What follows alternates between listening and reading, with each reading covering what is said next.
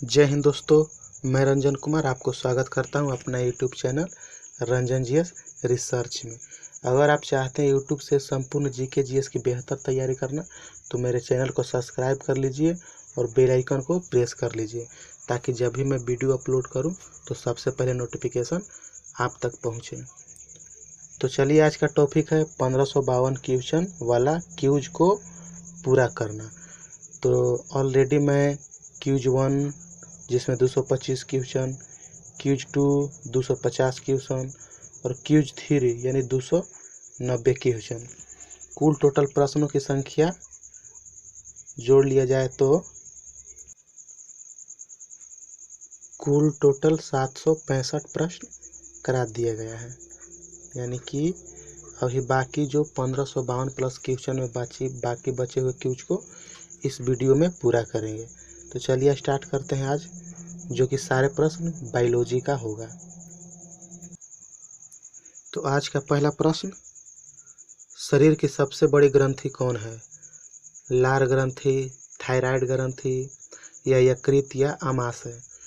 तो शरीर की सबसे बड़ी ग्रंथि, इसका सही आंसर ऑप्शन नंबर सी यकृत हो जाएगा। शरीर की सबसे बड़ी ग्रंथि यकृत है। दूसरा प्रश्न, मनुष्य में मादा जनन अंग से किस हार्मोन का स्राव होता है? एस्ट्रोजन, प्रोजेस्टेरोन, रिलैक्सिन या सभी कथन सत्य है? मनुष्य में मादा जनन अंग से किस हार्मोन का स्राव होता है? तो इसका सही answer option number C relaxin. मनुष्य में ऐच्छिक गतियों का नियंत्रण किसके द्वारा होता है? सेरिब्रम, थायराइड, सेरिबेलम या इनमें से कोई नहीं? मनुष्य में ऐच्छिक गतियों का नियंत्रण किसके द्वारा होता है? तो इसका सही आंसर हो जाएगा ऑप्शन नंबर ए सेरिब्रम। शरीर का तापक्रम कहाँ नियंत्रित होता है? स्पाइनल कॉर्ड, सेरिबेलम, हाइपोथैलेमस या पिट्यूटरी ग्रंथि? तो शरीर का तापक्रम कहाँ नियंत्रण होता है? तो इसका सही आंसर हो जाएगा हाइपोथैलेमस ग्रंथि, ऑप्शन नंबर सी। अमीबा में भोजन का अंतर्ग्रहण किसके द्वारा होता है? कुटपाद, कोशिका मुंह, सिलिया या गुददार? अमीबा में भोजन का अंतर्ग्रहण किसके द्वारा होता है? तो सही आंसर ऑप्शन नंबर ए कुटपाद। निम्न में कौन सा एंजाइम लार में पाया जाता है?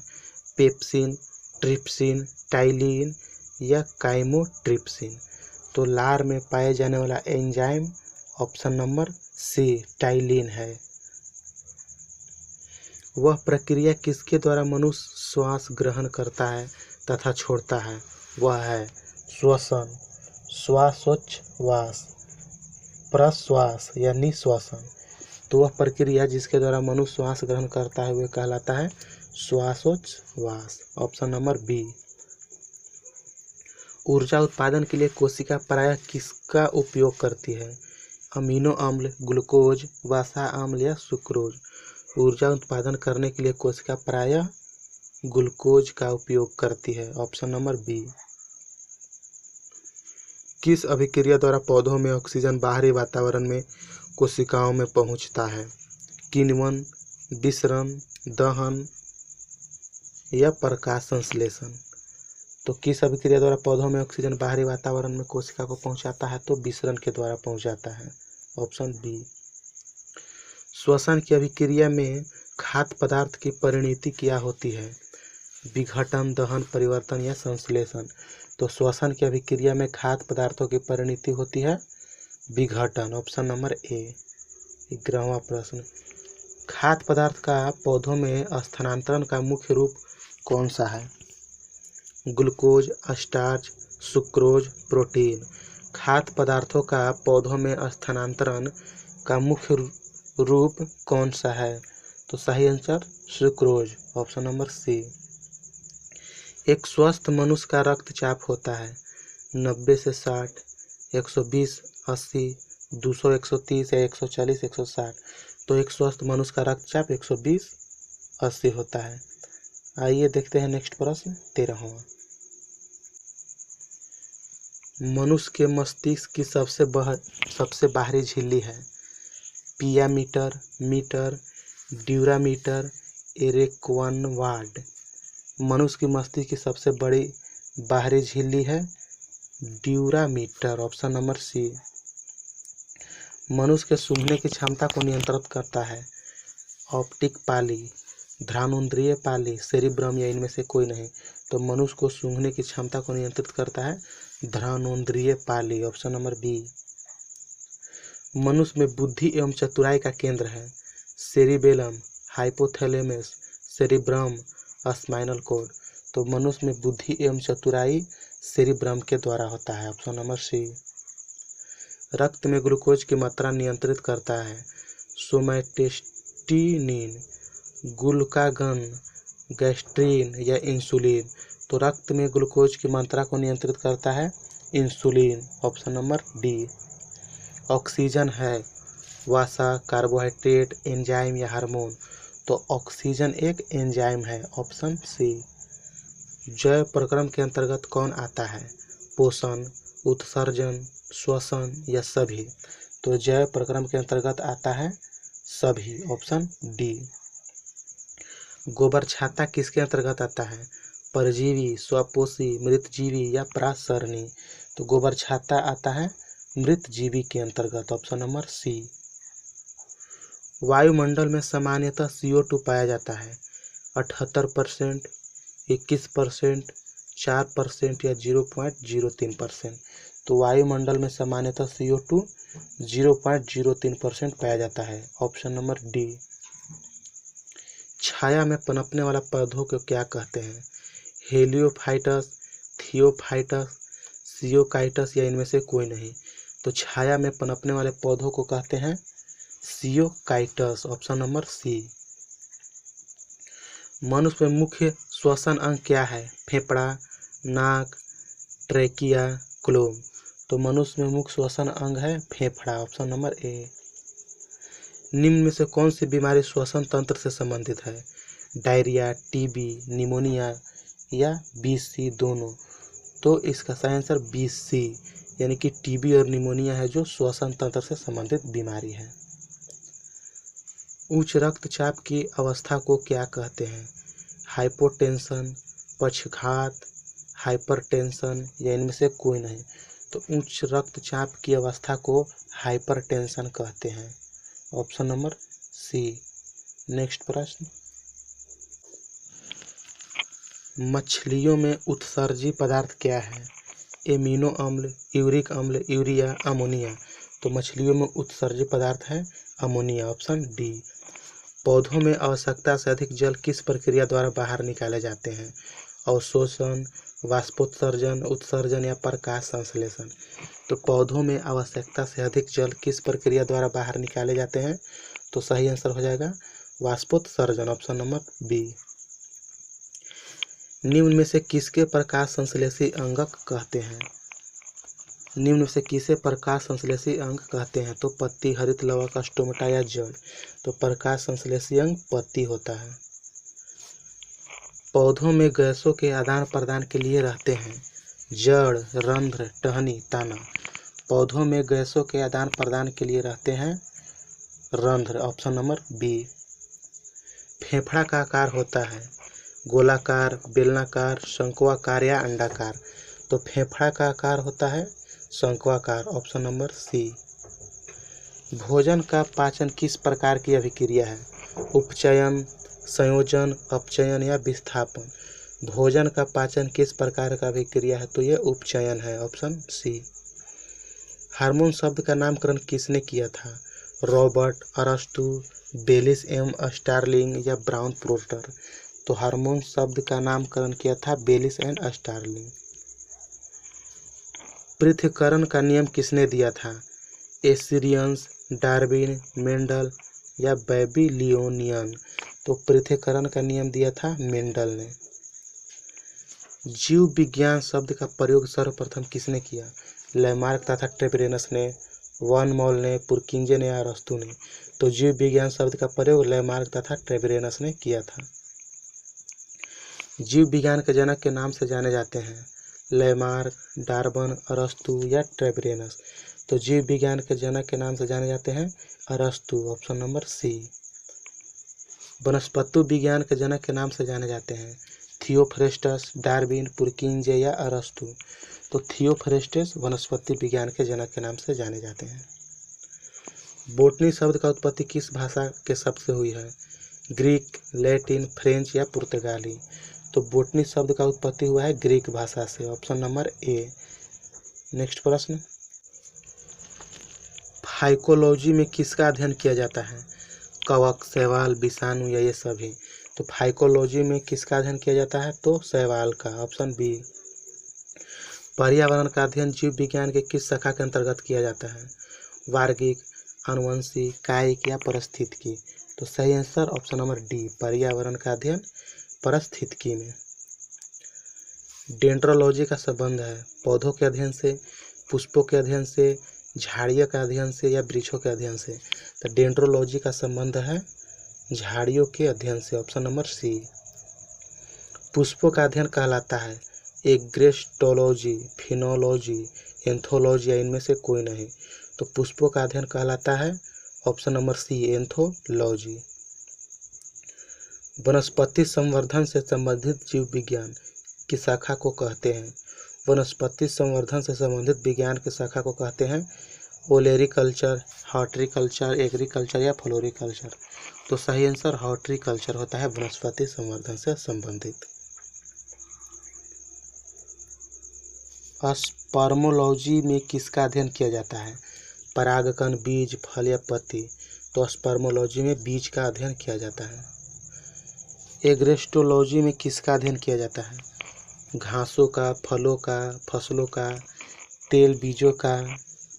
तो एस्ट्रोलॉजी में अध्ययन किया जाता है घासों का। ऑप्शन नंबर ए। पीडोलॉजी में किसका अध्ययन किया जाता है? भूमि का, फलों का, चट्टानों का या पौधों का। तो पीडोलॉजी में अध्ययन किया जाता है ऑप्शन नंबर ए, भूमि का। पौधों को नाम देने वाले विज्ञान कहलाता है नामकरण, वर्ग की पहचान या वर्गीकरण। तो पौधों को नाम देने वाला विज्ञान कहलाता है वर्गीकी। Option number B. निम्नलिखित में से किसे वर्गीकी का पितामह कहा जाता है? एंगलर, लिनियस, अरस्तु या लैमार्क। तो निम्नलिखित में वर्गीकी का पितामह कहा जाता है लिनियस का। Option number B. सूक्ष्मजीव मिलते हैं रेतीली मिट्टी में, लवण युक्त पानी में, दलदली भूमि में या इनमें से कोई नहीं या इनमें से सभी। तो सूक्ष्मजीवी मिलती है इनमें से सभी, रेतीली मिट्टी, लवण युक्त पानी या दलदली भूमि, इनमें से सभी में मिलती है सूक्ष्मजीव। विषाणु वृद्धि करता है जीवित कोशिका में, चीनी के विलयन में, मृत शरीर में या पानी में। तो विषाणु है जो वृद्धि करता है जीवित कोशिका में। ऑप्शन नंबर ए इसका सही जवाब हो जाएगा। साबूदाना किससे बनाया जाता है? पाइनस, सेड्रस, जूनिपेरस या साइकस। तो साबूदाना बनाया जाता है साइकस। Option D. फलों का अध्ययन कहलाता है फिनोलॉजी, पोमोलॉजी, एग्रेस्टोलॉजी या एंथोलॉजी। तो फलों का अध्ययन कहलाता है पोमोलॉजी। Option B. द्विनाम पद्धति के प्रतिपालक हैं डार्विन, थियोफ्रेस्टस, लिनियस या हिप्पोक्रेटस। तो द्विनाम पद्धति के प्रतिपालक हैं लिनियस। ऑप्शन नंबर सी। जीवाणु की खोज सर्वप्रथम किसने की? Robert Koch, Louis Pasteur, Leeuwenhoek या रॉबर्ट हुक।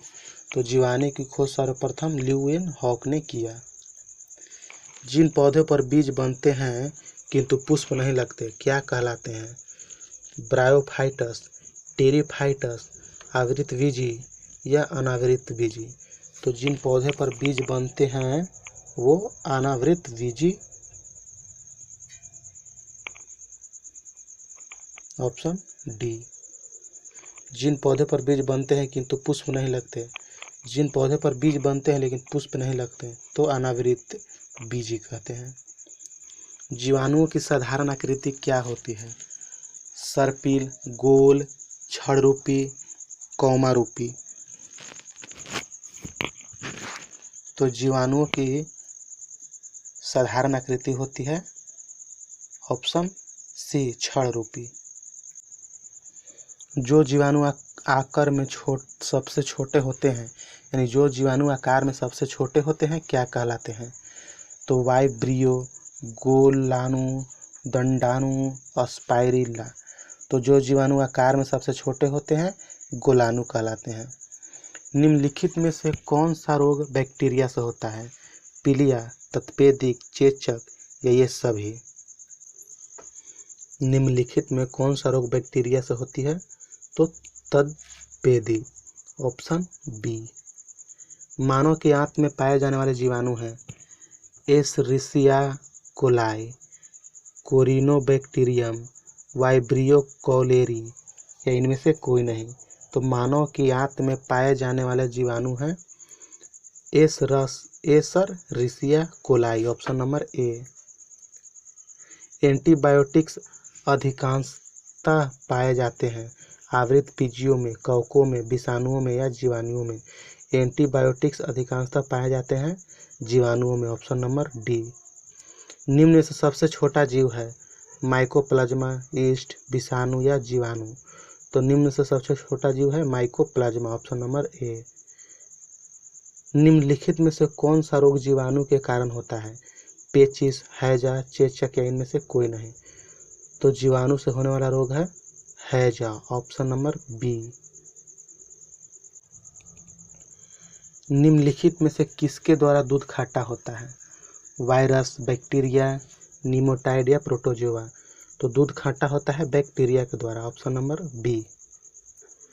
निम्नलिखित में से कौन सा रोग जीवाणु संक्रमण के कारण होती है? पेचिस, दामा, कुष्ठ या ये सभी? तो जीवाणु संक्रमण से होता है कुष्ठ रोग, ऑप्शन नंबर सी। सर्वप्रथम विषाणु को खोज किसने की? इवानोव्स्की, एडवर्ड जेनर, लिनियस या स्मिथ? तो विषाणु की खोज इवानोव्स्की, ऑप्शन नंबर ए। चेचक के लिए टीके का विकास किया था मिलस्टीन ने, एडवर्ड जेनर ने, लुई पाश्चर ने, इनमें से कोई नहीं? तो चेचक के लिए टीके एडवर्ड जेनर ने विकास किया था। दूध के दही के रूप में जमने का कारण है लैक्टोबैसिलस, माइक्रोबैक्टीरियम, खमीर या इनमें से कोई नहीं? तो दूध से दही जमने का कारण है लैक्टोबैसिलस, ऑप्शन नंबर ए। निम्न में से कौन स्वपोषी होता है? शैवाल, विषाणु, कवक, प्रोटोजोआ? तो निम्न में से कौन स्वपोषी होता है? तो इसका सही आंसर हो जाएगा ऑप्शन नंबर ए, शैवाल। टीका रोग किसमें होता है? ज्वार, गन्ना, चावल या मूंगफली? तो टीका रोग होता है मूंगफली, ऑप्शन नंबर डी। HIV द्वारा होने वाला रोग? कैंसर, क्षय रोग, आतशक, इनमें से कोई नहीं? HIV द्वारा होने वाला रोग है ऑप्शन नंबर सी, आतशक। निम्नलिखित में से कौन सा रोग विषाणु के कारण होता है? मलेरिया, यक्ष्मा, चेचक या पीलिया? तो विषाणु के कारण होने वाला रोग है चेचक, ऑप्शन नंबर सी। किस शैवाल से आयोडीन प्राप्त होती है? आर्गोनियम, यूलोथ्रिक्स, एक्टोकार्पस या लैमिनेरिया? तो किस शैवाल से आयोडीन प्राप्त होती है? तो सही आंसर हो जाएगा इसको laminaria, option number D. Hydrophobia रोग उत्पन्न होता है विषाणु, जीवाणु, यीस्ट या प्रोटोजोआ? तो हाइड्रोफोबिया रोग उत्पन्न होता है ऑप्शन नंबर ए, विषाणु से। निम्नलिखित में से किसमें एंजाइम नहीं होता है? विषाणु, जीवाणु, शैवाल या लाइकेन? तो निम्नलिखित में से किसमें एंजाइम नहीं होता है? तो विषाणु, ऑप्शन नंबर ए। कुत्ते के काटने से जिस विषाणु के द्वारा घात रोग उत्पन्न होता है क्या कहलाता है? हैजा, पेचिस, मम्स या हाइड्रोफोबिया? तो कुत्ते के काटने से हाइड्रोफोबिया नामक बीमारी हो जाता है जिसमें व्यक्ति को पानी से डर लगने लगता है। सार्स, SARS क्या है? संचार प्रणाली, विषाणु जनित रोग या कवक जनित रोग या इनमें से कोई नहीं? तो सार्स एक विषाणु जनित रोग है, ऑप्शन नंबर बी। खसरा निम्नलिखित संक्रमण के कारण होता है? जीवाणु, माइकोप्लाज्मा, विषाणु या शैवाल? तो खसरा है जो विषाणु के संक्रमण से होता है, ऑप्शन नंबर सी। आलू में मोज़ेक रोग का कारक तत्व है। आलू में मोज़ेक रोग का कारक तत्व फफूंदी, लाइकेन, जीवाणु या विषाणु। तो आलू में मोज़ेक रोग का कारक तत्व है विषाणु, ऑप्शन नंबर डी। जंतुओं में होने वाले फुट एंड माउथ रोग किसके कारण उत्पन्न होती है? विषाणु, प्रोटोजोआ या जीवाणु।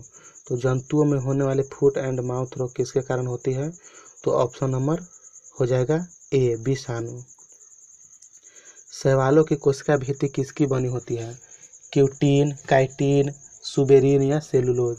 तो शैवालों की कोशिका भित्ति बनी होती है ऑप्शन नंबर डी, सेलुलोज की।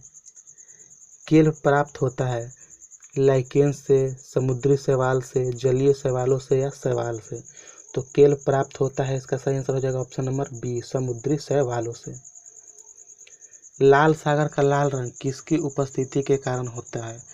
मांस, लाइकेन, शैवाल या जीवाणु। तो लाल सागर का लाल रंग किसकी उपस्थिति के कारण होता है? तो शैवाल के कारण होता है। अगर किससे प्राप्त होता है? ये क्या है? शैवाल।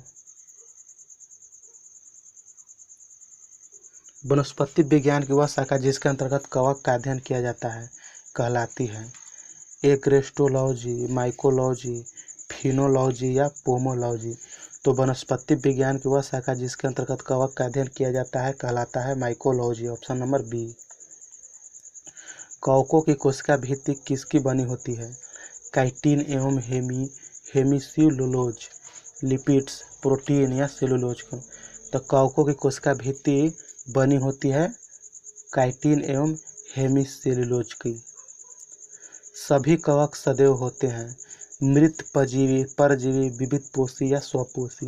तो सभी कवक सदैव होती है विविध पोषी, ऑप्शन नंबर सी।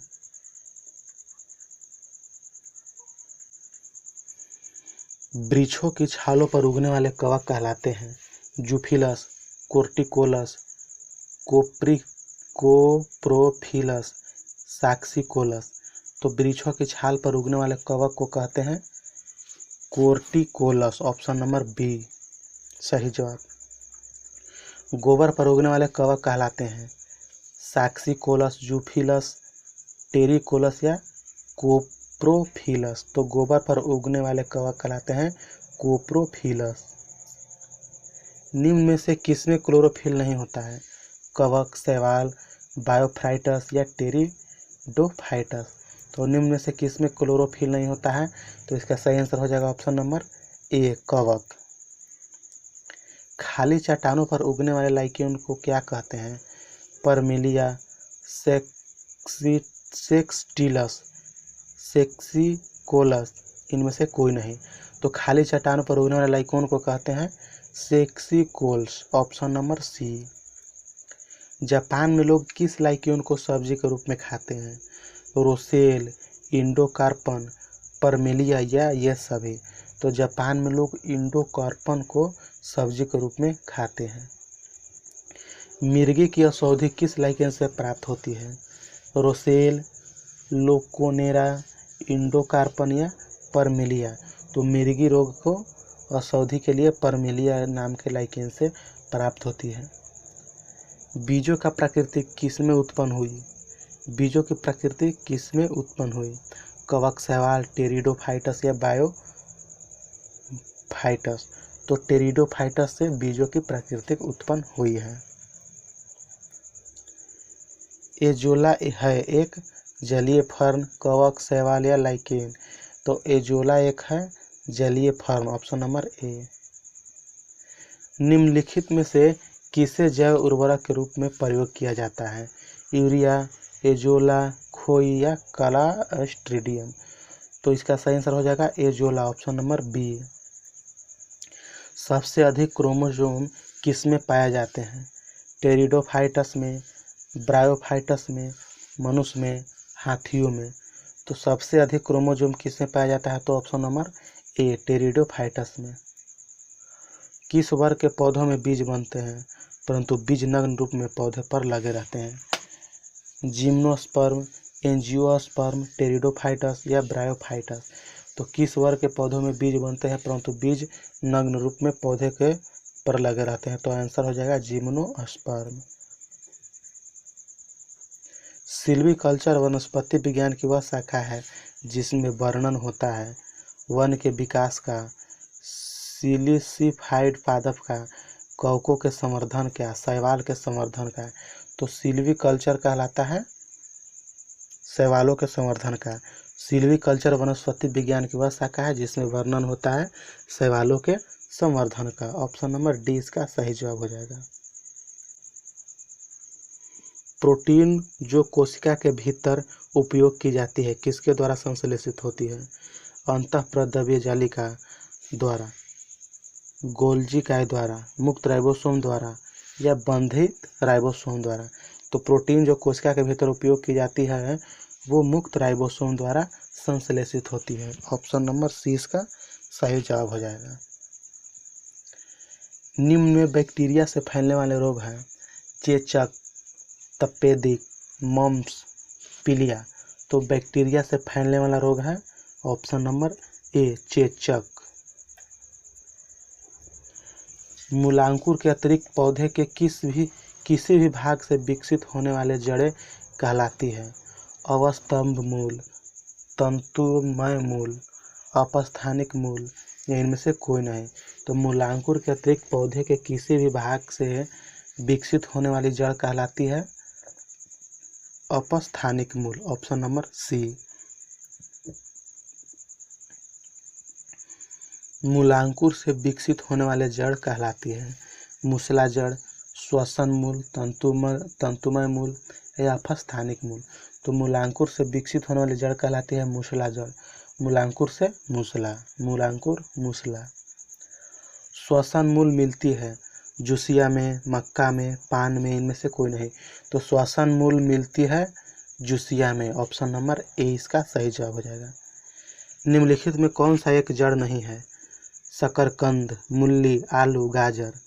तो निम्नलिखित में कौन सा एक जड़ नहीं है? तो आलू एक जड़ नहीं है। Option number C. ऐसे शकरकंद, गाजर, मूली ये सभी भी जमीन के अंदर ही हैं लेकिन जड़ आलू नहीं है। अवस्थंभ मूल पाई जाती है गन्ने में, चने में, चावल में या मूंगफली में?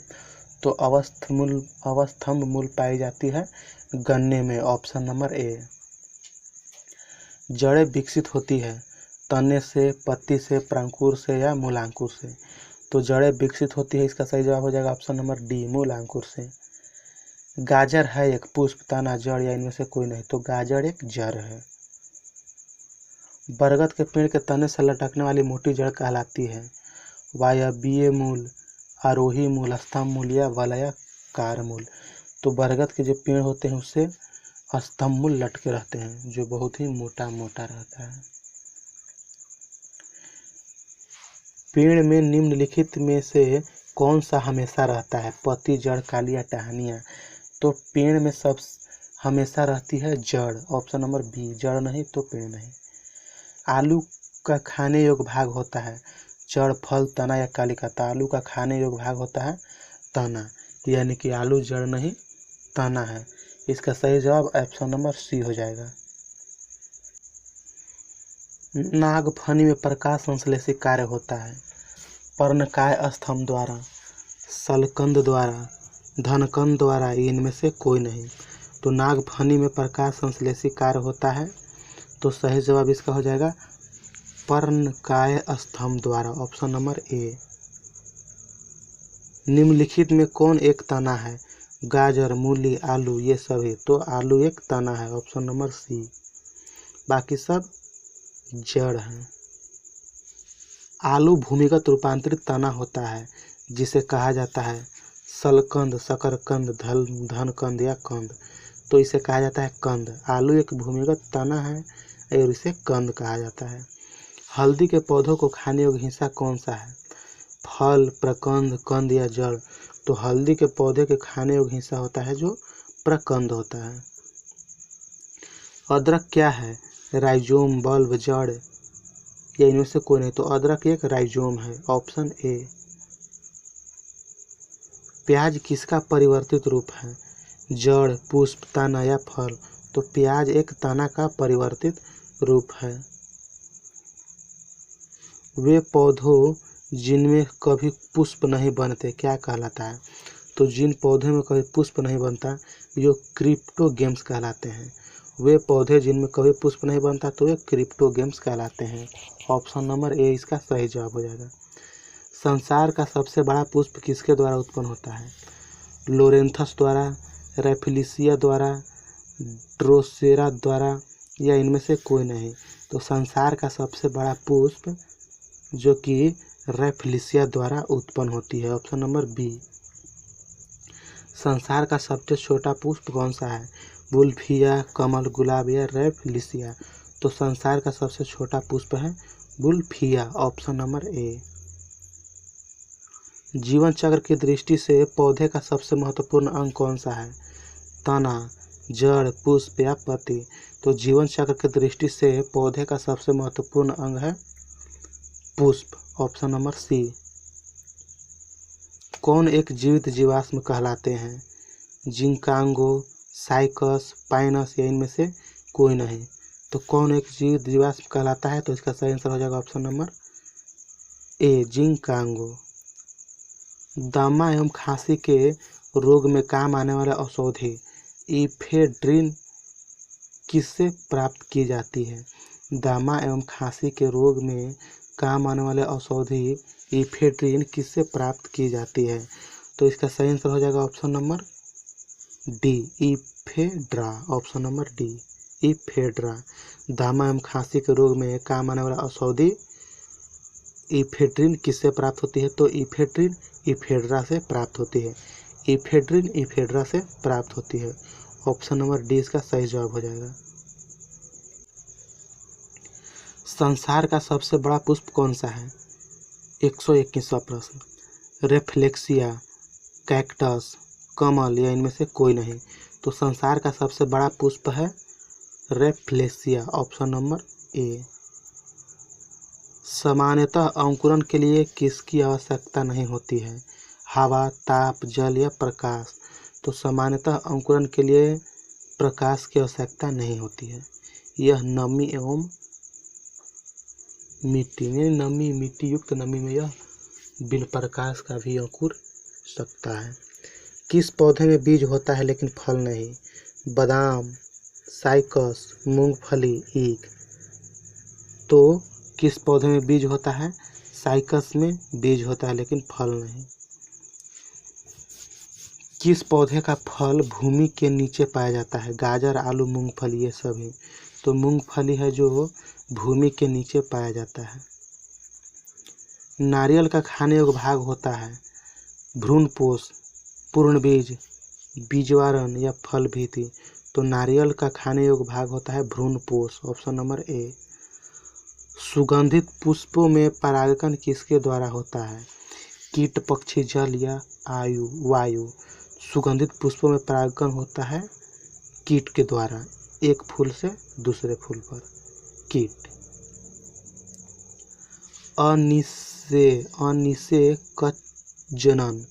अनिषेकजनन प्रायः किसमें देखी जाती है? तो आंसर हो जाएगा अंगूर में। अनिषेकजनन प्रायः अंगूर में देखी जाती है। तना काट आमतौर पर किसके प्रवर्धन के लिए प्रयोग किया जाता है? तो तना काट आमतौर पर प्रवर्धन के लिए प्रयोग किया जाता है गन्ना। Option number C. निम्न में से किस एक की खेती पौधों का प्रतिरोपण करके की जाती है? तो इसका सही आंसर हो जाएगा ऑप्शन नंबर ए, सोयाबीन, सोरघम, प्याज, मक्का। निम्न में से किस एक खेती पौधे का प्रतिरोपण करके की जाती है? निम्न में से किस एक खेती पौधे को प्रतिरोपण करके? तो प्याज है जो पौधों को प्रतिरोपण करके की जाती है। एक सत्य फल परिवर्धित होता है पुष्पासन से, दलों से, अंडाशय से या इनमें से कोई नहीं। तो एक सत्य फल परिवर्धित होता है अंडाशय से। Option number C. निम्न में से कौन सा एक कुट फल होते हैं? आम, गाजू, सेब या सुपारी। तो निम्न में से कौन सा एक कुट फल होता है? तो इसका सही जवाब हो जाएगा ऑप्शन नंबर सी, सेब। सर्वाधिक महत्वपूर्ण भोजन किससे उत्पन्न होती है? सर्वाधिक महत्वपूर्ण भोजन होती है तनों से, पत्तियों से, फलों से या जड़ों से। तो सर्वाधिक महत्वपूर्ण भोजन होती है ऑप्शन नंबर सी, फलों से। नेक्स्ट प्रश्न देखते हैं 133। चावल का दाना क्या है? एक बीज, एक बीजीय फल या फल, या ये सभी? तो चावल का दाना एक बीजीय फल है, ऑप्शन नंबर बी। नाशपाती का कौन सा भाग खाया जाता है? फली, बीजाणु, गूदेदार पुष्पासन, या ये सभी? तो नाशपाती का गूदेदार पुष्पासन खाया जाता है, ऑप्शन नंबर सी। बीज किससे विकसित होता है? अंडाशय से, बीजांडों से, परागकोशों से, या इनमें से कोई नहीं? तो बीज है जो बीजांडों से विकसित होता है। निम्नलिखित में से किसे वर्गीकी का जनक कहा जाता है?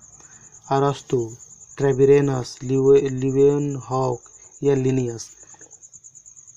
तो इसका सही जवाब हो जाएगा ऑप्शन नंबर डी, लिनियस। वर्गीकी का जनक लिनियस। वर्गीकरण की आधारीय इकाई है कुल, स्पीसीज, वर्ग, या ये सभी? तो वर्गीकरण की आधारीय इकाई है ऑप्शन नंबर बी, स्पीसीज। आलू किस कुल से संबंधित इकाई है? कंपोजिटी, ग्रैमीनी, सोलेनेसी, या इनमें से कोई नहीं? तो आलू किस कुल से संबंधित इकाई है? तो इसका सही जवाब हो जाएगा option number C, Solanaceae, option number C. कपास किस कुल से संबंधित इकाई है? मालवेसी, कंपोजिटी, सोलेनेसी या ग्रैमीनी? तो कपास किस कुल से संबंधित इकाई है? तो इसका सही जवाब हो जाएगा ऑप्शन नंबर ए, मालवेसी। बैगन किस कुल का पौधा है? सोलेनेसी, कंपोजिटी या मालवेसी? तो बैगन किस कुल से संबंधित है? तो इसका सही जवाब हो जाएगा ऑप्शन नंबर ए, सोलेनेसी। आम का वानस्पतिक नाम क्या है? आम, मेजिफेरा इंडिका या डोकेस कैरोटा, या ये सभी? तो आम का वानस्पतिक नाम है ऑप्शन नंबर बी, मेंजिफेरा इंडिका।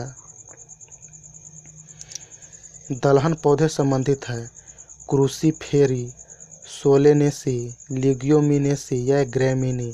तो दलहन पौधे संबंधित option number C, Leguminosae, option number C. चाय के पौधे का वानस्पतिक नाम क्या है? साइनेसिंस, थियोसाइनेसिंस, साइनोसिंथिया, या ये सभी? तो चाय के पौधे का वानस्पतिक नाम है ऑप्शन नंबर बी, थियोसाइनेसिंस। मटर पौधा क्या है? पुष्प, शाक, झाड़ी, या इनमें से कौन है? तो मटर पौधा क्या है? शाक है। लौंग होता है एक शुष्क पुष्प कलिका, बीज, फल या छाल? तो लौंग होता है एक शुष्क पुष्प कलिका, ऑप्शन नंबर ए। फूलगोभी के पौधे का कौन सा भाग खाया जाता है? पुष्पक्रम, पत्तियां, जड़, या ए एवं बी दोनों? तो फूलगोभी का खाया जाता है पुष्पक्रम, ऑप्शन नंबर ए। पौधे के किस भाग से कॉफी प्राप्त होती है? जड़ से, पत्तियां से, बीजों से, या फलों से? तो पौधे के किस भाग से कॉफी प्राप्त होती है?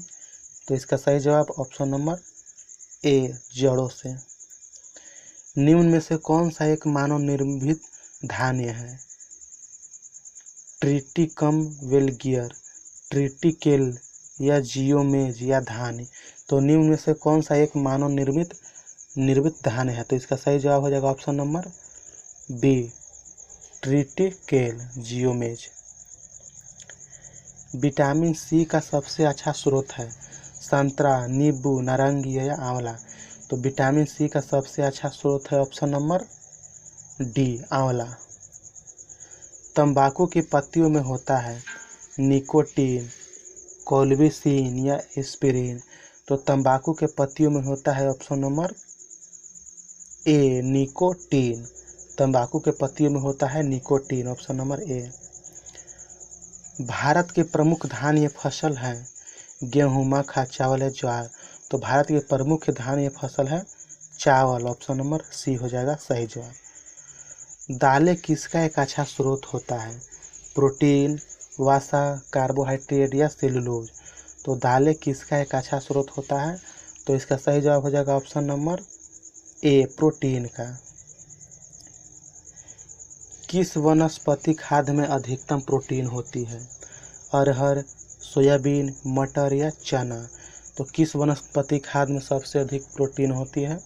तो सही जवाब हो जाएगा सोयाबीन। Option number B. निम्न में से कौन सी फसल मृदा को नाइट्रोजन से भरपूर कर देती है? मक्का, ज्वार, मटर या चना। तो निम्नलिखित में से कौन सा फसल मृदा को नाइट्रोजन से भरपूर कर देती है? तो सही जवाब हो जाएगा मटर। Option number C. दालचीनी पेड़ के किस भाग से प्राप्त की जाती है? पुष्प, जड़, छाल या पत्तियों। तो दालचीनी पेड़ के किस भाग से प्राप्त की जाती है? तो इसका सही जवाब हो जाएगा ऑप्शन नंबर सी, छाल से। तारपीन का तेल किससे प्राप्त होता है? देवदार से, चीड़ से, माइकम से या नेटम से। तो तारपीन का तेल है जो चीड़ से प्राप्त होता है। तारपीन का तेल एक बहुत ही खतरनाक तेल है जो किसी प्रकार को घाव को ठीक करने में सक्षम है। आइए नेक्स्ट प्रश्न देखते हैं 157। लिटमस प्राप्त होता है जीवाणु से, शैवाल से, कवक से या लाइकेन से। तो लिटमस है जो लाइकेन से प्राप्त होता है। Option number D. पौधों में जल का परिवहन किसके द्वारा होता है? फ्लोएम, त्वचा, जाइलम या कोशिका। तो पौधों में जल का परिवहन होता है जाइलम। ऑप्शन नंबर सी के द्वारा।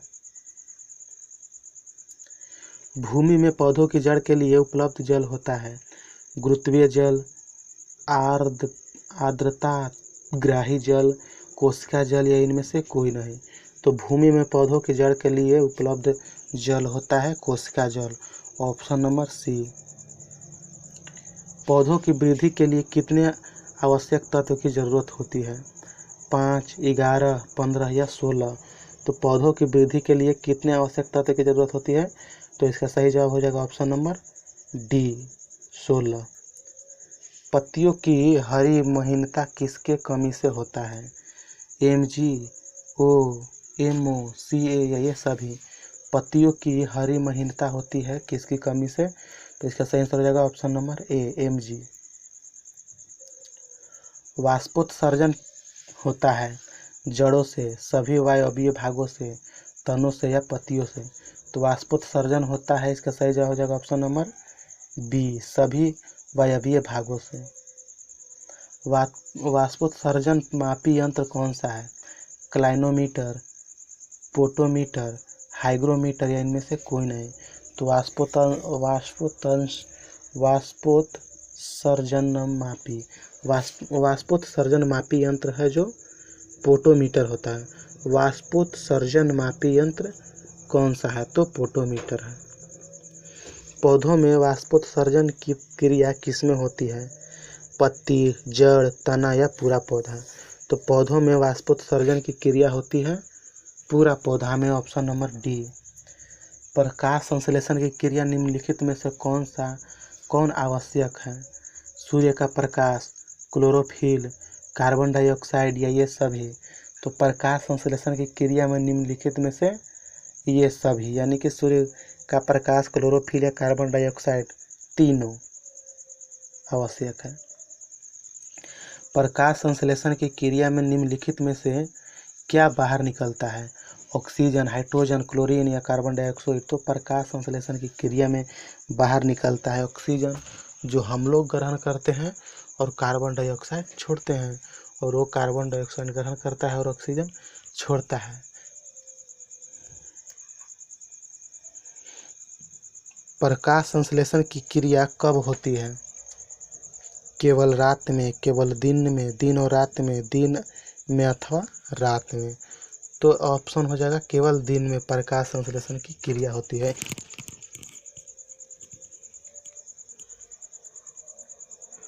श्वसन मापन यंत्र कहलाता है ओटोमीटर, रेस्पिरोमीटर, पोटोमीटर या हाइग्रोमीटर। तो श्वसन मापन यंत्र को कहते हैं, इसका सही जवाब हो जाएगा ऑप्शन नंबर बी, रेस्पिरोमीटर। नेक्स्ट प्रश्न 169।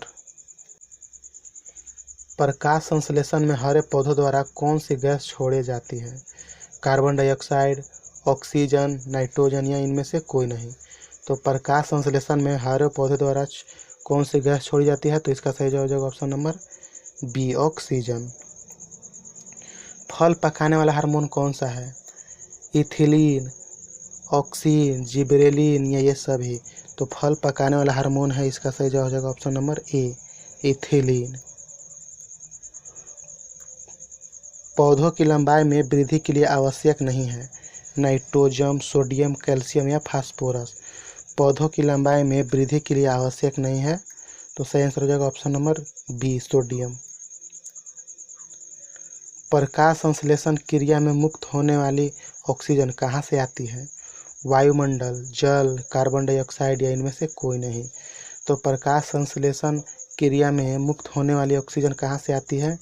तो इसका सही आंसर हो जाएगा ऑप्शन नंबर बी, जल। वह यंत्र जिसके द्वारा तने की वृद्धि दर सही रूप में नापी जाती है?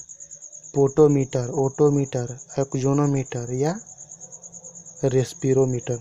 तो वह यंत्र जिसके द्वारा तने की वृद्धि दर सही रूप में नापी जाती है, तो वह है ऑक्जेनोमीटर, ऑप्शन नंबर सी। पेड़ों की पत्तियों में पाए जाने वाला हरा पदार्थ क्या कहलाता है? नाइट्रोजन, क्लोरोफिल, हीमोग्लोबिन या कैल्शियम? तो पेड़ों की पत्तियों में पाया जाने वाला हरा पदार्थ कहलाता है क्लोरोफिल, ऑप्शन नंबर बी। पादप रोगों का सबसे उत्तरदायी कारक कौन है? जीवाणु, फफूंदी, प्रोटोजोआ या विषाणु? तो पादप रोगों का सबसे उत्तरदायी कारक है फफूंदी, ऑप्शन नंबर बी। पेड़ व पौधों का खाना तैयार करने की प्रक्रिया क्या कहलाती है? फोटोसिंथेसिस, मेटाबॉलिक सिंथेसिस, कार्बोहाइड्रोलिसिस या इनमें से कोई नहीं। तो पेड़ व पौधों का खाना तैयार करने की प्रक्रिया क्या कहलाती है? तो इसका सही जवाब होगा ऑप्शन नंबर ए, फोटोसिंथेसिस। निम्नलिखित में से कौन सा पादप हार्मोन बौने पौधों को लंबा कर देता है तथा फूल बनने में भी मदद करता है? इथिलीन, ऑक्सीन, जिबरेलिन या इनमें से कोई नहीं। तो पौधों को बौना से लंबा करने का काम जिबरेलिन करता है तथा फूल बनने में भी मदद करता है, वो है जिबरेलिन, ऑप्शन नंबर सी। छुई मुई की पत्ती में भी गति होती है? निशाना कुंचन, कंपाना कुंचन, प्रकाशोनुकुंचन, इनमें से कोई नहीं।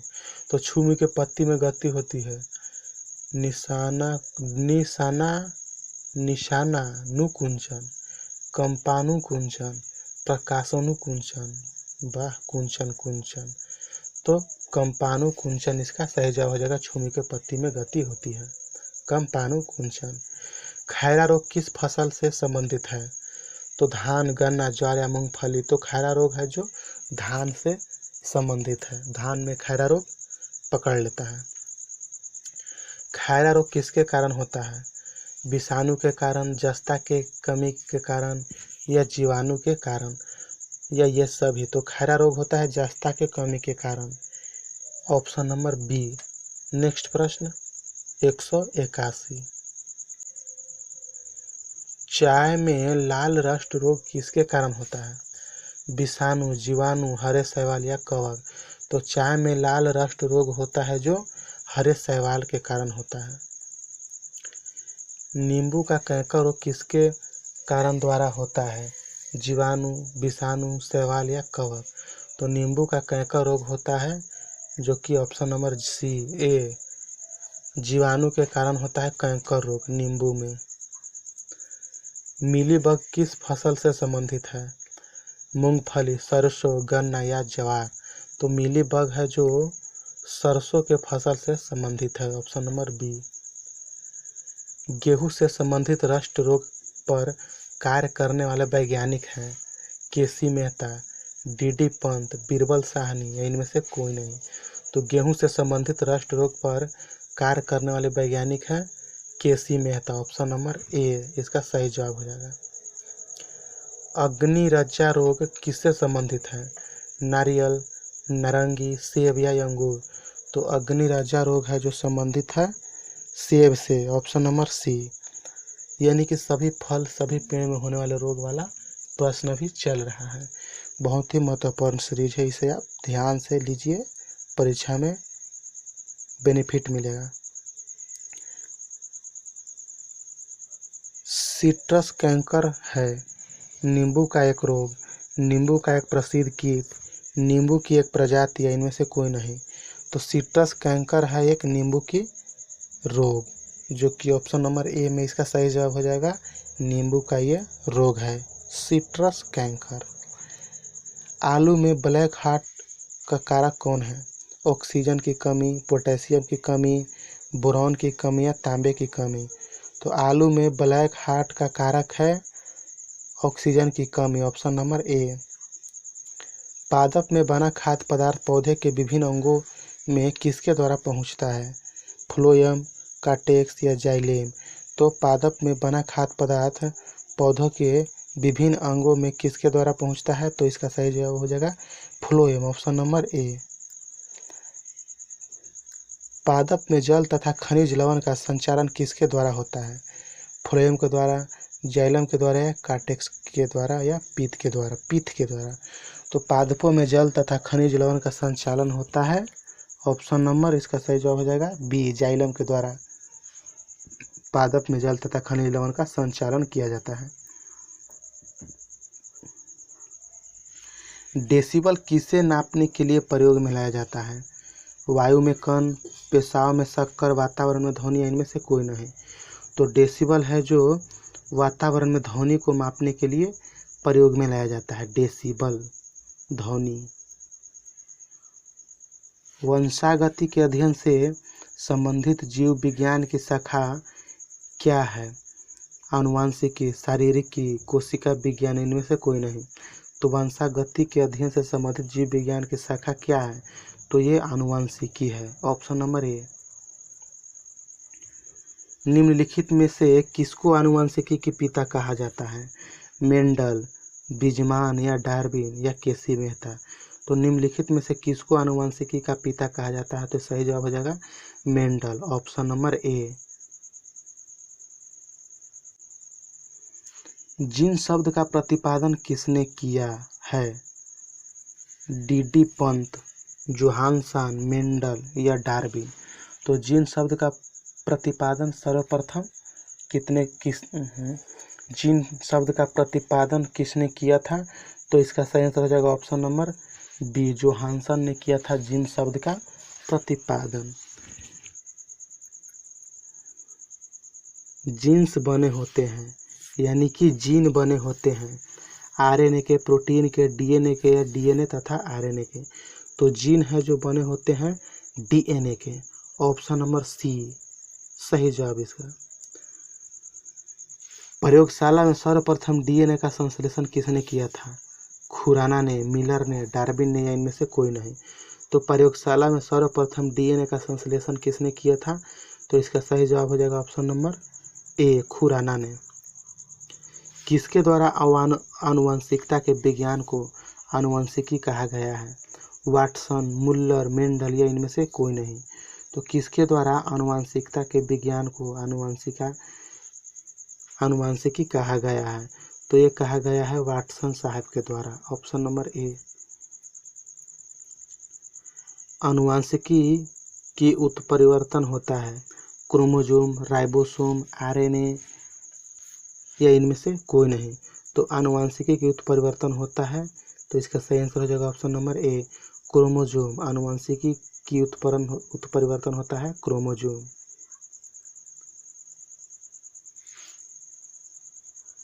सेल नाम किस जीव वैज्ञानिक ने सर्वप्रथम दिया था? ब्राउन, रॉबर्ट हुक, फ्लेमिंग या इनमें से कोई नहीं।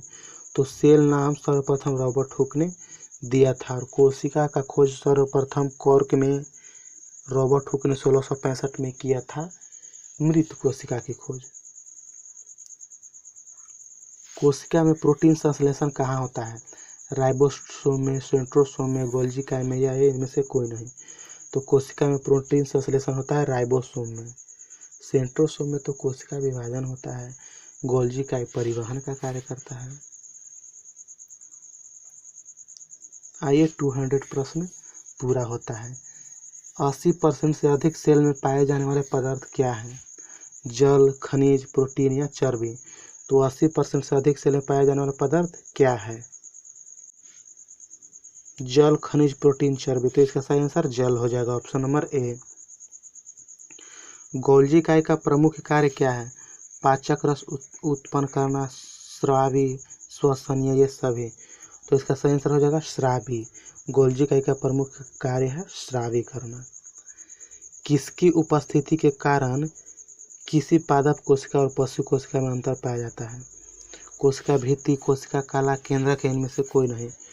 तो इसका सही आंसर हो जाएगा कोशिका भित्ति, जो कि पादप कोशिका में तो होता है लेकिन जंतु कोशिका में नहीं होता है। इसका सही जवाब हो जाएगा ऑप्शन नंबर ए। कौन सा अंग प्रायः जंतु कोशिका में उपस्थित नहीं होता है? गोल्जी इकाई, माइटोकॉन्ड्रिया, लवक या माइटोकॉन्ड्रिया और लवक। तो जंतु कोशिका में प्रायः उपस्थित नहीं होता है, ये है लवक, प्लास्टिड, जो सिर्फ प्लांट सेल में पाया जाता है। निम्नलिखित में से कौन सा कोशिकांग डीएनए रखता है? गोल्जी इकाई, माइटोकॉन्ड्रिया, लाइसोसोम या सेंट्रियोल। तो डीएनए रखता है माइटोकॉन्ड्रिया, ऑप्शन नंबर बी। कोशिका व आणविक जीव विज्ञान केंद्र कहाँ स्थित है? हैदराबाद, मुंबई, कोलकाता, इनमें से कोई नहीं। तो इसका सही जवाब हो जाएगा ऑप्शन नंबर ए, हैदराबाद। जीव द्रव शब्द का सर्वप्रथम प्रयोग किसने किया था? रदरफोर्ड, हेक्सेल, पुरकिंजे या जॉन डल्टन ने। तो जीव द्रव्य का सर्वप्रथम शब्द का प्रयोग किया था पुरकिंजे ने। जीव द्रव शब्द का प्रयोग पुरकिंजे साहब ने सबसे पहले कहा था। कोशिका की क्रियात्मक गतिविधियों किसके द्वारा नियंत्रित होती है? केंद्रिका के द्वारा, केंद्रक के द्वारा या जीव द्रव्य के द्वारा, या इनमें से कोई नहीं। तो कोशिका की क्रियात्मक गतिविधियाँ किसके द्वारा नियंत्रित होती है? तो इसका सही आंसर हो जाएगा ऑप्शन नंबर बी, केंद्रक के द्वारा। जीव द्रव जीवन का भौतिक आधार है, यह किसका कथन है? हेक्सले, लैमार्क, हेनरी, या इनमें से कोई नहीं। तो जीव द्रव जीवन के भौतिक आधार है। तो इसका सही आंसर हो जाएगा ऑप्शन नंबर ए, हेक्सले। फूलों और बीजों का विभिन्न प्रकार के आकर्षक रंग प्रदान करता है। ल्यूकोप्लास्ट, टोनोप्लास्ट, क्रोमोप्लास्ट, इनमें से कोई नहीं। फूलों और बीजों का विभिन्न प्रकार के आकर्षक रंग प्रदान करता है क्रोमोप्लास्ट, ऑप्शन नंबर सी। पत्तियों को हरा रंग प्रदान करता है। क्लोरोप्लास्ट, टोनोप्लास्ट, क्रोमोप्लास्ट, या इनमें से कोई नहीं। तो पत्तियों का हरा रंग प्रदान करता है क्लोरोप्लास्ट, ऑप्शन नंबर ए। कोशिका की आत्महत्या की थैली कहलाता है? गोल्जी इकाई, माइटोकॉन्ड्रिया, सेंट्रियोल या लाइसोसोम। तो कोशिका की आत्महत्या की थैली कहलाती है लाइसोसोम, ऑप्शन नंबर डी, जो कि सारा कोशिका अगर काम करना बंद कर देता है तो लाइसोसोम फटकर सबको समाप्त कर देता है। इसे कोशिका का एटम बम भी कहते हैं। जीवन का भौतिक आधार है कोशिका, केंद्रक, भोजन या प्रोटोप्लाज्म। तो जीवन का भौतिक आधार है protoplasm, option number D. Nucleus की खोज सर्वप्रथम किसने की थी? ब्राउन, रॉबर्ट हुक, फ्लेमिंग, या इनमें से कोई नहीं। यानी कि न्यूक्लियस की खोज सर्वप्रथम किया था रॉबर्ट ब्राउन ने, ऑप्शन नंबर ए इसका सही जवाब हो जाएगा। माइटोकॉन्ड्रिया किसमें अनुपस्थित होता है? माइटोकॉन्ड्रिया किसमें अनुपस्थित होता है? हरे शैवाल, जीवाणु, कवक या यीस्ट। तो माइटोकॉन्ड्रिया है जो अनुपस्थित रहता है जीवाणु में, ऑप्शन नंबर इसका बी हो जाएगा सही। भोजन का अनिवार्य अवयव है प्रोटीन, कार्बोहाइड्रेट, ग्लूकोज, ये सभी। तो भोजन का अनिवार्य अवयव है, इसका सही जवाब हो जाएगा ऑप्शन नंबर बी, कार्बोहाइड्रेट। निम्नलिखित में से कौन सा पदार्थ मानव शरीर में ईंधन का काम करता है? विटामिन, जल, प्रोटीन या कार्बोहाइड्रेट। तो मानव शरीर में ईंधन का कार्य करता है कार्बोहाइड्रेट। सही जवाब ऑप्शन नंबर डी हो जाएगा। देखते हैं नेक्स्ट प्रश्न 217। कैप्सूल का आवरण बना होता है स्टार्च का, प्रोटीन का, ग्लूकोज का या सेलुलोज का। तो कैप्सूल का आवरण है जो बना रहता है स्टार्च का। ऑप्शन नंबर ए सही जवाब इसका हो जाएगा। शहद का प्रमुख घटक है माल्टोज, फ्रैक्टोज, ग्लूकोज या विटामिन। तो शहद का प्रमुख घटक है ऑप्शन नंबर फ्रैक्टोज। शहद का प्रमुख घटक फ्रैक्टोज, ऑप्शन बी। निम्नलिखित में कौन सी शर्करा तत्काल ऊर्जा प्रदान करती है? सेलुलोज, माल्टोज, ग्लूकोज या इनमें से कोई नहीं।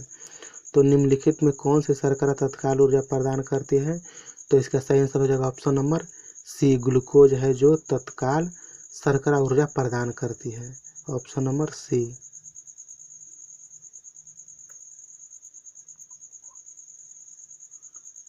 शहद में मुख्यतः क्या होता है? प्रोटीन, वसा, विटामिन या कार्बोहाइड्रेट। तो शहद में मुख्यतः क्या होता है? तो शहद में कार्बोहाइड्रेट होता है मुख्यतः। ऑप्शन नंबर डी सही जवाब इसका।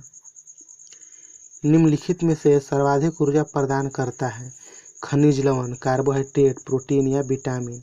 तो निम्नलिखित में से सर्वाधिक ऊर्जा प्रदान करता है, इसका सही आंसर हो जाएगा ऑप्शन नंबर बी, कार्बोहाइड्रेट। मानव शरीर में कार्बोहाइड्रेट पुनः संग्रह होता है ग्लाइकोजन, शुगर, स्टार्च या ग्लूकोज। तो इसका सही आंसर हो जाएगा ऑप्शन नंबर ए, ग्लाइकोजन। एथलीट को निम्न में से किससे जल्दी और ज़्यादा ऊर्जा मिलती है? प्रोटीन, कार्बोहाइड्रेट, ग्लूकोज या विटामिन। तो एथलीट का निम्न में से किससे जल्दी और ज़्यादा ऊर्जा मिलती है? तो इसका सही आंसर हो जाएगा option number B, carbohydrate. Athlete को सबसे जल्दी और ज़्यादा ऊर्जा कार्बोहाइड्रेट से मिलती है। शरीर में ऊतकों का निर्माण किससे होता है? प्रोटीन, कार्बोहाइड्रेट, वसा या विटामिन। तो शरीर में ऊतक का निर्माण किससे होता है? तो ऊतक का निर्माण होता है प्रोटीन से। इसका सही आंसर ऑप्शन नंबर ए हो जाएगा। एंजाइम मूल रूप से क्या होता है? लिपिड, अम्ल, कार्बोहाइड्रेट या प्रोटीन। तो एंजाइम मूल रूप से क्या होता है? इसका सही जवाब हो जाएगा option number D, protein. Soybean में प्रोटीन का प्रतिशत कितना है? 50%, 42%, 64% या 75%। तो सोयाबीन में प्रोटीन का प्रतिशत है 42%, ऑप्शन नंबर बी। किसमें प्रोटीन नहीं पाया जाता है? चावल, दाल, दूध या मांस। तो किसमें प्रोटीन नहीं पाया जाता है? तो इसका सही जवाब हो जाएगा ऑप्शन नंबर ए, चावल में। निम्नलिखित में से किसमें प्रोटीन का सबसे अधिक स्रोत पाया जाता है? मटर, सोयाबीन, उड़द या चना। तो निम्नलिखित में किसमें प्रोटीन का सबसे अधिक स्रोत पाया जाता है? तो सही जवाब हो जाएगा इसका ऑप्शन नंबर बी, सोयाबीन। शाकाहारी अधिकतम प्रोटीन पाते हैं दालों से, सब्जियां से, दूध से, ये सभी से। तो शाकाहारी सबसे अधिक प्रोटीन पाते हैं दालों से। इसका सही आंसर हो जाएगा ऑप्शन नंबर ए। मानव शरीर में वसा जमा होती है यकृत में, त्वचा में, वसा ऊतक में या इनमें से कोई नहीं। तो मानव शरीर में वसा जमा होती है ऑप्शन नंबर सी, वसा ऊतक में जमा होती है वसा। विटामिन शब्द किसने प्रतिपादित किया है? फंक, लेनेक, पास्चर या मेंडल। तो विटामिन शब्द किसने प्रतिपादित किया है? तो इसका सही जवाब हो जाएगा ऑप्शन नंबर ए, फंक ने विटामिन शब्द का सबसे पहले प्रतिपादित किया है। निम्नलिखित में से किसमें ऊर्जा प्राप्त नहीं होती है? विटामिन, प्रोटीन, कार्बोहाइड्रेट या वसा। तो निम्नलिखित में से किसमें ऊर्जा प्राप्त नहीं होती है? तो इसका सही जवाब हो जाएगा ऑप्शन नंबर ए, विटामिन में ऊर्जा प्राप्त नहीं होती है। निम्नलिखित में से किसे रक्षात्मक पदार्थ कहा जाता है? प्रोटीन, कार्बोहाइड्रेट, विटामिन या वसा। तो निम्नलिखित में से किसे रक्षात्मक का पदार्थ कहा जाता है? तो इसका सही जवाब हो जाएगा ऑप्शन नंबर सी, विटामिन। गाजर किस विटामिन का असमृद्ध स्रोत है? Vitamin A, vitamin B, vitamin C या विटामिन डी। तो गाजर किस विटामिन का असमृद्ध स्रोत है? तो इसका सही जवाब हो जाएगा option number A, vitamin A. सही जवाब। मानव शरीर विटामिन ए संचित रहता है। यकृत, तिल, उदर या आमाशय। मानव शरीर में विटामिन ए कहाँ पर संचित रहता है? तो इसका सही जवाब हो जाएगा ऑप्शन नंबर ए, यकृत में। रतौंधी का मुख्य कारण किस विटामिन की कमी से होता है? Vitamin A, vitamin B, vitamin C या विटामिन डी। तो रतौंधी का मुख्य कारण है जो कि विटामिन ए के कमी से होता है। तो विटामिन ए पपीता में, दूध में, ये सब में विटामिन ए प्रचुर मात्रा में पाई जाती है। थायमिन क्या है? विटामिन ए, विटामिन बी1, विटामिन बी2 या विटामिन सी। थायमिन क्या है? विटामिन ए1, विटामिन बी1, विटामिन बी2 या विटामिन बी सी। तो थायमिन एक विटामिन बी1 है। ऑप्शन नंबर बी इसका सही जवाब हो जाएगा। विटामिन सी का रासायनिक नाम क्या है? नाइट्रिक अम्ल, ऑक्जेलिक अम्ल या साइट्रिक अम्ल। तो विटामिन सी का रासायनिक नाम है, इसका सही जवाब ऑप्शन नंबर डी, असकार्बिक अम्ल हो जाएगा इसका सही आंसर। विटामिन सी का रासायनिक नाम एसकार्बिक अम्ल। किसी सब्जी से प्राप्त न होने वाली विटामिन कौन सी है? विटामिन ए1, विटामिन बी1, विटामिन डी या विटामिन ई। तो किसी भी सब्जी से प्राप्त न होने वाली विटामिन है विटामिन डी, जो कि यह धूप से प्राप्त होती है, सूर्य के प्रकाश से प्राप्त होती है विटामिन डी। प्रातःकालीन धूप में मानव शरीर में कौन सा विटामिन उत्पन्न होता है? तो इसका सही जवाब हो जाएगा ऑप्शन नंबर डी, यानी कि प्रातःकालीन धूप में मानव शरीर में कौन सा विटामिन उत्पन्न होता है? तो ऑप्शन नंबर डी इसका हो जाएगा सही आंसर। और इधर सब्जी में प्राप्त न होने वाले विटामिन डी, धूप में विटामिन डी। नेक्स्ट प्रश्न देखते हैं।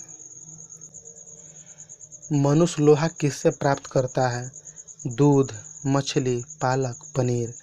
तो मनुष्य है जो लोहा प्राप्त करता है पालक से। ऑप्शन नंबर सी इसका हो जाएगा सही आंसर। मानव शरीर में औसतन ऑक्सीजन का तत्व कितना प्रतिशत है? 35%, 50%, 43% या 55%। तो मानव शरीर में औसतन ऑक्सीजन का तत्व कितना प्रतिशत होता है? तो सही जवाब हो जाएगा इसका ऑप्शन नंबर बी, 50%। निम्नलिखित में से कौन आयोडीन का सर्वोत्तम स्रोत है? मूली, सेम, शैवाल या ये सभी। तो निम्नलिखित में से कौन आयोडीन का सर्वोत्तम स्रोत है? तो इसका सही जवाब हो जाएगा ऑप्शन नंबर सी, शैवाल। मछलियों के यकृत के तेल में किसकी प्रचुरता होती है? Vitamin A, vitamin B, vitamin C या विटामिन डी। तो मछलियों के यकृत के तेल में किसकी प्रचुरता होती है? तो इसका सही आंसर हो जाएगा option number D, vitamin D. Vitamin D के सर्जन में निम्न में से कौन पाया जाता है?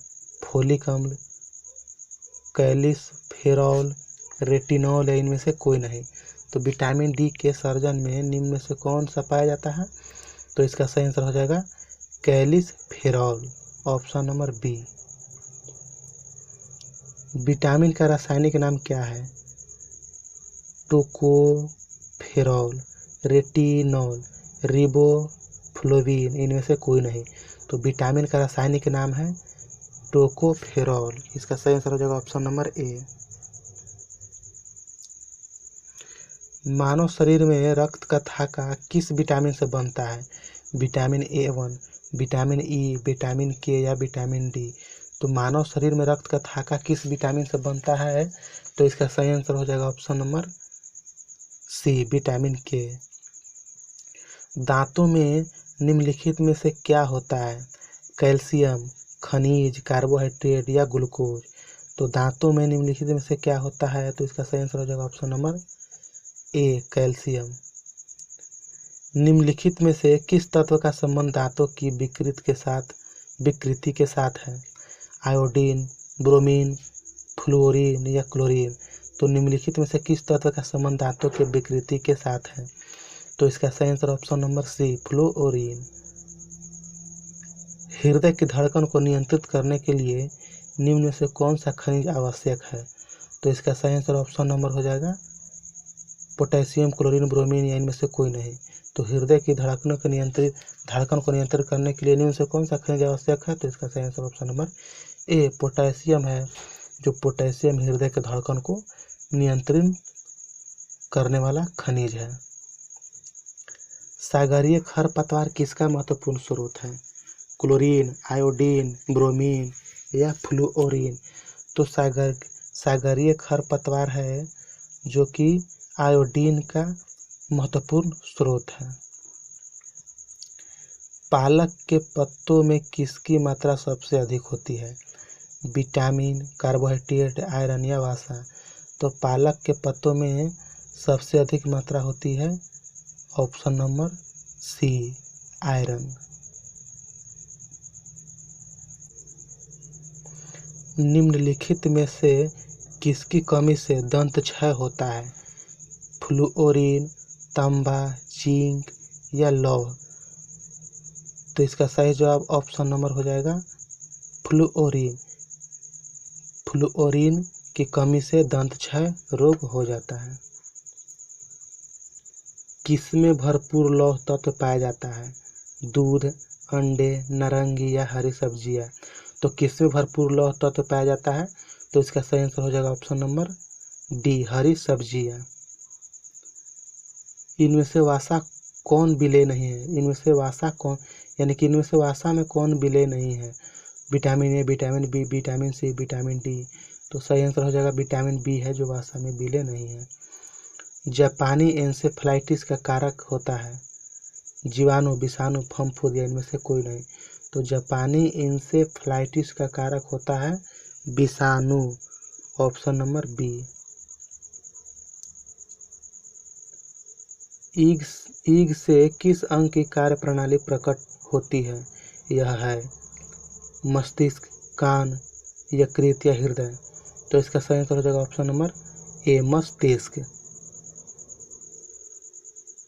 केसिन दुग्ध होता है शर्करा, प्रोटीन, वसा ये सभी? तो केसिन दुग्ध होता है प्रोटीन, ऑप्शन नंबर बी। किस तत्व की कमी के कारण घेंघा रोग हो जाता है?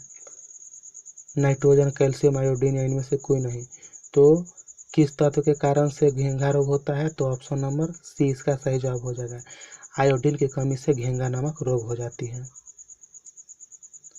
मानव शरीर में संक्रमण को रोकने में मदद करता है विटामिन ए, विटामिन बी ए या विटामिन सी या विटामिन डी? तो मानव शरीर में संक्रमण को रोकने में मदद करता है vitamin A, option number A, vitamin A. निम्नलिखित में कौन सा रोग रक्तदान द्वारा नहीं फैलता है? निम्न से कौन सा रोग है रक्तदान द्वारा नहीं फैलता है? हेपेटाइटिस, टाइफाइड, मलेरिया, इनमें से कोई नहीं? तो रक्तदान करते समय टाइफाइड है जो नहीं फैल सकता है। कैंसर के उपचार के लिए प्रयुक्त रेडियो आइसोटोप हैं P30, CO60, P32 या C14? तो इसका सही आंसर हो जाएगा option number B, CO16। Cancer के उपचार में के लिए प्रयुक्त होती है cobalt 60, option number B. Minamata रोग का कारण है जस्ता, सीसा, कैडमियम या पारा? मीना माता रोग का कारण है, इसका सही आंसर हो जाएगा ऑप्शन नंबर डी, पारा। सनशाइन विटामिन है vitamin A, vitamin E, vitamin K, vitamin D?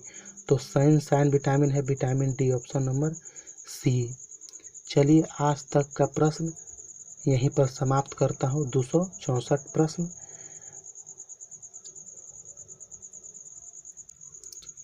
वैसे बायोलॉजी का कुल टोटल 767 प्रश्न है, यानी कि नेक्स्ट वीडियो में सारे प्रश्न लगभग करा दिया जाएगा। तब तक के लिए यहीं पर स्टॉप करते हैं। अगर वीडियो पसंद आया हो तो मेरे चैनल को सब्सक्राइब कीजिए और बेल आइकन को प्रेस कीजिए। चलिए दोस्तों, आज के लिए यहीं पर जय हिंद बोलता हूँ और विदा लेता हूँ।